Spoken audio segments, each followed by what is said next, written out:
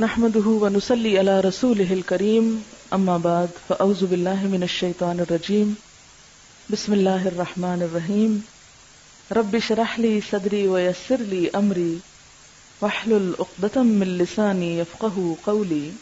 غسل کے طریقے میں آپ پیچھے پڑھ چکے ہیں. پہلے ہاتھ دھو کے پھر استنجا کر کے پھر اس کے بعد پورا وضو کیا جائے اور پھر اس کے بعد جسم پہ پانی بہایا جائے. تو اس کے بعد اگر انسان کپڑے پہن لیتا ہے تو دوبارہ وضو کرنے کی ضرورت نہیں رہتی. اور اس سے یہ بھی پتہ چلتا ہے کہ اگر انسان وضو کی حالت میں اپنا ڈریس چینج کرتا ہے تو بعض لوگ تو کہتے ہیں نا سر سے دوپٹہ اتر جائے تو وضو ٹوٹ جاتا ہے، یا سارے کپڑے بھی اتر جائیں تو وضو نہیں ٹوٹتا. اس لیے کہ نہانے کے وقت تو ظاہر کپڑے نہیں پہنے ہوں گے، تو نہانے سے پہلے جو وضو کیا وہی اس میں کافی ہو جائے گا. سوال یہ ہے کہ ناپاکی کی حالت میں اگر ہم مہندی لگا لیتے ہیں وہ رنگ چڑھ جاتا ہے تو کیا دھونے پر رنگ رہ جائے گا؟ وہ جسم کا وہ حصہ پاک ہوگا یا نہیں؟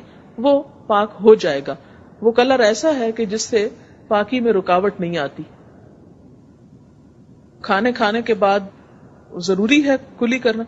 اگر منہ میں ٹیسٹ نہیں تو کلی ضروری نہیں ہے، لیکن اگر آپ سمجھ رہے ہیں کہ کچھ اس قسم کا ٹیسٹ یا وہ آپ کی نماز کے خشوع میں خلل انداز ہوگا کہ آپ نماز بھی پڑھ رہے ہیں اور ساتھ ساتھ ٹیسٹ آ رہا ہے، تو وہ اس لیے پھر کلی کر لینا ضروری. نہیں، بالوں پر مسا ہونا چاہیے. اگر تو مہندی کہیں کہیں لگی ہوئی ہے، کچھ بال ننگے بھی ہیں تو مسا ہو جائے گا. لیکن اگر پوری کی پوری وہ لیپ ہے اور بال کہیں بھی نظر نہیں آ رہے تو پھر مسا نہیں ہوگا. ان کا سوال یہ کہ کیا ایسے اعضاء جو ہیں جن کا دھونا ضروری ہے جیسے استنجا وغیرہ، تو ان پہ نظر پڑ جانے سے وضو ٹوٹ جاتا ہے؟ نظر پڑنے سے وضو نہیں ٹوٹتا. اگر استنجا کریں گے آپ، ان کو پراپر ٹچ کریں گے، پھر وضو ٹوٹے گا. اگر خواب میں ایسے محسوس ہو کہ جیسے انسان ویٹ ہو گیا اور انسان چیک کرے اور ویٹ نہیں ہے تو بھی نہانا ضروری نہیں ہے. جیسے ہم نمازوں میں بعضوں کا سنت چھوڑ دیتے ہیں، یا اسی طرح وضو کی سنتوں میں سے بھی کبھی کبھار کوئی سنت چھوڑ سکتے ہیں. تو بات یہ ہے کہ نماز کی سنتیں بھی مجبوری کے ساتھ ہی چھوڑنی چاہیے، اس لیے کہ وہ سنت مؤکدہ ہے، ان کا پڑھنا لازم ہے، اور ان کو بلا وجہ اور بلا سبب کے یوں ہی نہیں ترک کرنا چاہیے. انتہائی مجبوری میں یا بیماری میں یا کوئی اور وجہ ہو سکتی ہے. اسی طرح یہ کہ وضو کی سنتیں بھی مجبوری کے علاوہ نہیں چھوڑنی چاہیے. اگر آپ کے پاس پانی بھی اور وقت بھی ہے تو آپ سنت کے اتباع کا ثواب اور فائدہ کیوں نہ اٹھائیں؟ اسے ترک کرنا جو ہے یہ بہتر نہیں ہے، کرنا زیادہ بہتر ہے. تو ہمیں بار بار یہی کہا گیا نا کہ نیکیوں میں آگے بڑھو. تو جب ایک نیکی کرنے کا موقع میسر ہو تو انسان کیوں نہ اس میں آگے بڑھے. اور دوسری بات یہ کہ وضو میں جتنا انسان کو اطمینان ہوتا ہے نماز میں اتنا ہی سکون آتا ہے. تو یہ 3 دفعہ دھونا بھی اس لیے کہا گیا کہ ایک دفعہ دھو کے نہیں تسلی ہوئی، دوسری دفعہ مطلب سائیکولوجیکلی انسان جو ہے وہ بہتر محسوس کرتا ہے جو وہ 3 دفعہ دھو لیتا ہے.